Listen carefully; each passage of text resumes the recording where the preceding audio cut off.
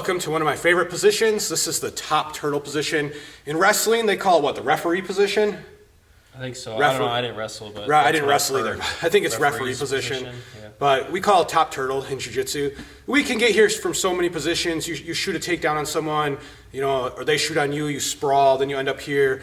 You got somebody on your side control, they turn into you and you're here. This is all the time you're going to end up in this position.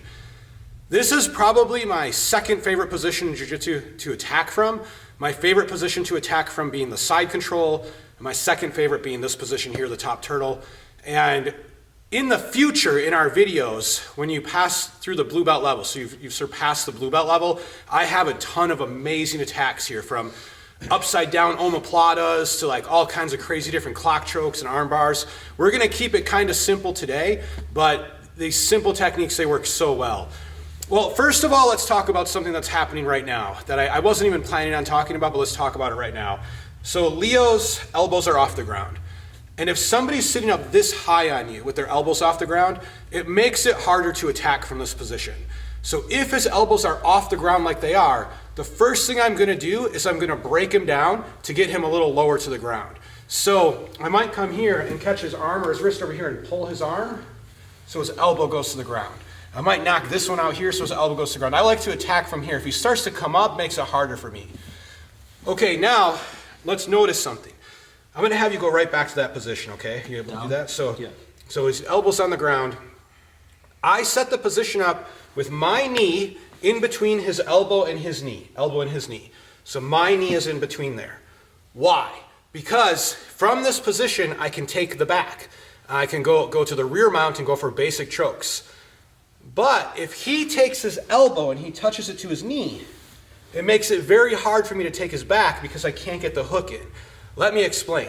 A lot of times in jiu-jitsu what happens is someone will be here and they'll be so excited to attack. They're like, oh yeah, I've got his back, so I'm gonna attack. So they jump to their back and they get rolled. And sometimes it looks like this. Okay, if I just jump to your back and you roll me. Yeah. So a lot of times it looks like this. They're like, oh, I got him. And then, I just fell, yeah. I see that all the time though. People jump to the back and they get rolled. Yeah. And I've seen people fighting for like millions of dollars in the UFC do that. I've seen people on the jiu-jitsu mats. I've seen high-level black belts in tournaments do that. So when we're about to take the back, we have to be very specific about how we're going to do that. And so this is how we're going to do it from here. One way we can do it. From this position, I can take this leg here, my far leg, and I can put it in between where my knee and his elbow and his knee are. So from here, I'm going to kind of leave some space just so you guys can see it. So I'm here. I wouldn't leave this much space if I was really doing it. But I can come here and I can put my foot in. See, like that. Now that that foot's in, when I go to take the back, I can bring my leg over, square up with him, and then put the other hook in. In that way, I can't get rolled. Because as soon as I put this foot in, even if he rolls, so like if I'm here right now and I'm going for his back, roll to your right side, Leo.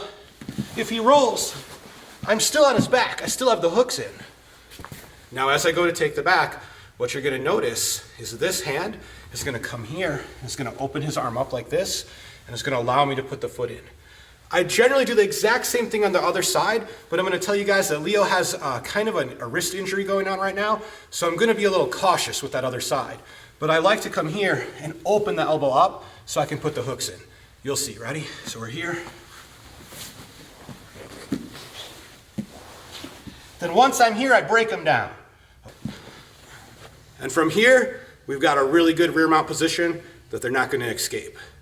So when I'm in this position, one thing I can look for is if they're kind of all balled up and they're looking to defend their neck and defending whatever they can, and they usually will be like that in this position. One of the first things I do is I just show them my foot. So I bring my foot here and I let them see that my foot's there. 90% of the time, my opponent will grab a hold of my foot thinking they can throw me over. This is a huge mistake. He's not going to throw me over from here. Now, I bring his arm back using my leg. Now that I've brought his arm back, it opens me up for multiple possibilities. One possibility is if I was in a striking situation, I could hit him and he can't defend very well right here. Another situation is I could make the choke, so I could bring my thumb up into his gi. I'll show that in a little better detail in a minute because I know it's hard to see from this position, but I can feed the gi here and I can make the choke. It's hard for him to stop that choke because I have his arm trapped. But by far my favorite submission here is just the basic arm bar. So once again, if his arm's out here, when I pull this arm back like this, I raise my hip up and I put my pelvis down and I make the arm bar. What's happening from here is that my foot lifts his arm and my pelvis is here. So I'm pushing down with my pelvis and lifting his arm up. It's a very subtle technique, and oftentimes when I teach this in class, people don't quite get it. If the person here squirms their arm a little bit, sometimes it makes it challenging, but it's a risk-free technique.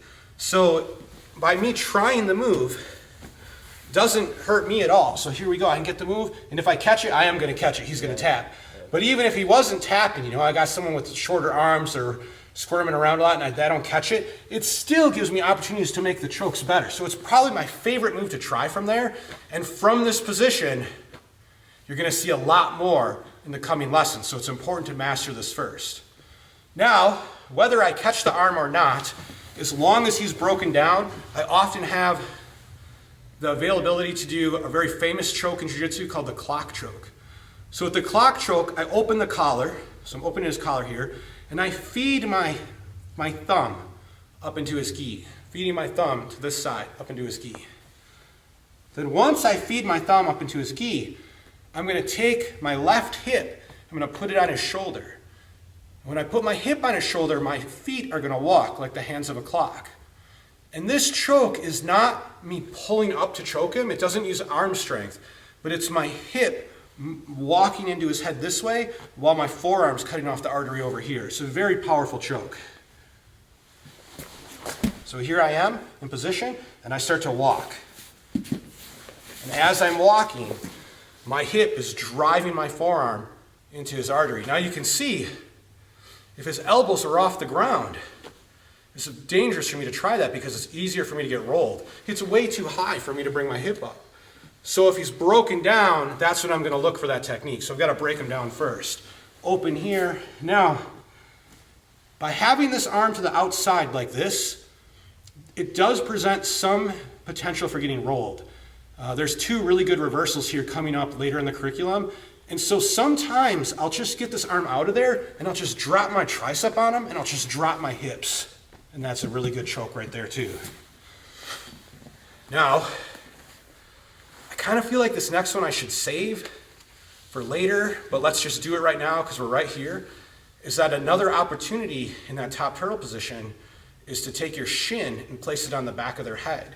And so if you feel like you have the choke and it's so close, but you don't quite have it, you can take your shin to the back of their neck and pull up a little bit and you can make a good choke there. So we're here, I'll use my left shin here.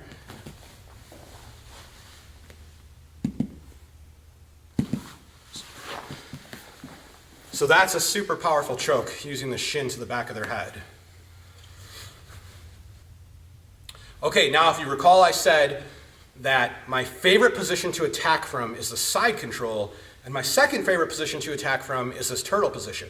So here, sometimes I like to just put them back into the side control also. So there's some easy ways we can do that. So if he's here like this on all fours, okay, if I think of my opponent like a table, and I just take the legs of the table away, I can reverse it. So one way that I can do this is I can reach inside his arms here, and I can catch this far arm. When I catch the far arm, I pull towards me, and then I drive. So normally I get my toes here and my knees off the ground, I just drive with my whole body, and I can put him on his back that way, and then I can attack from the side control. So that's going with the arms. Now, I could also go with the arms and the legs. I can reach through and I can catch one arm, and then with this hand I can come over the top and I can catch his ankle. So now I have the ankle and the arm. Now I'm sitting on my knees right now so I can talk to you guys, but really I'm gonna drive off my toes and I'm gonna use my whole body to take them over. So the first way is we attack up by the arms. The second way is we attack an arm and a leg. And then the third one is I go right for the legs. So from here, I can go inside here, and I can come for his ankle here, and I can drive this way, and I can collapse him and I can start to attack from the side control. But my favorite way, my absolute favorite way to get the side control from this position is actually this one here. So in this situation, I grab my opponent here and I drive him as hard as I can that way. And his natural reaction is to resist against me. So when I start to drive him, he'll start to resist. And then I just bring him at me. Let's watch that again.